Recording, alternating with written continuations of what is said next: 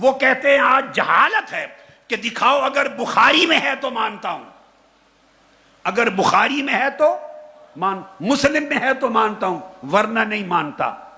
اس سوال کا ایک جواب دیتا ہوں، وہ بھی ایک جملے میں جواب۔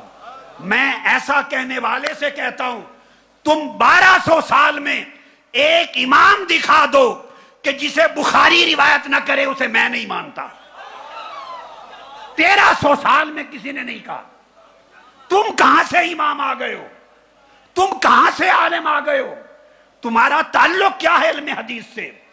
کسی عالم نے نہیں کہا امام نے کہ جو بخاری میں نہ ہو وہ صحیح نہیں، جو مسلم میں نہ ہو وہ صحیح نہیں۔ یا علی سبیل التنزل کہہ رہا ہوں، جو بخاری اور مسلم یا بخاری یا مسلم کی شرائط پہ نہ اترے، پوری اترے، وہ صحیح نہیں۔ 1200 سال میں یہ بات کسی امام نے نہیں کہی۔ یہ کہاں سے علم آ گیا آپ کے پاس؟ آپ جہالت کو علم کا نام دے رہے ہیں؟ ہاں، ایک امام نے کہا ہے جو یہ کہتے ہیں، وہ سن لیں۔ وہ کون سا امام؟ میں سمن آباد میں رہتا تھا، 80s کی بات ہے۔ ہمارے گھر کے قریب ایک مسجد تھی، اس کے امام صاحب تھے۔ وہ میرے پاس ہر جمعہ کی شام ملنے آتے تھے۔ انہوں نے ایک جمعے کی خطاب میں مسئلہ غلط بیان کر دیا۔ شام کو آئے تو مجھے بتایا، میں پوچھتا تھا آج کیا بیان فرمایا؟ انہوں نے کہا جی آج یہ کہا۔ میں نے کہا یہ تو غلط ہے، یہ تو مسئلہ ہی نہیں ہے، غلط۔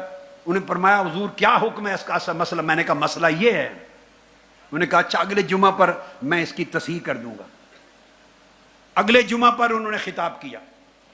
انہوں نے کہا پچھلے جمعہ پر جو بات میں نے کہی تھی وہ قول ائمہ کا نہیں ہے، صرف ایک امام کا ہے، وہ مذہب نہیں ہے، اس کو مت مانیں۔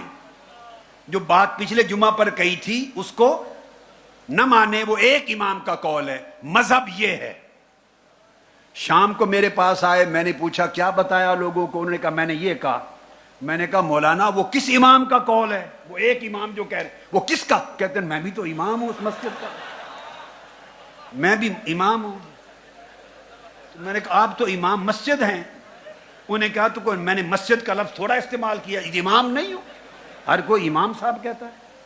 تو اس طرح کا کوئی امام ہے تو اس کا جہالت پر مبنی قول ہو سکتا ہے۔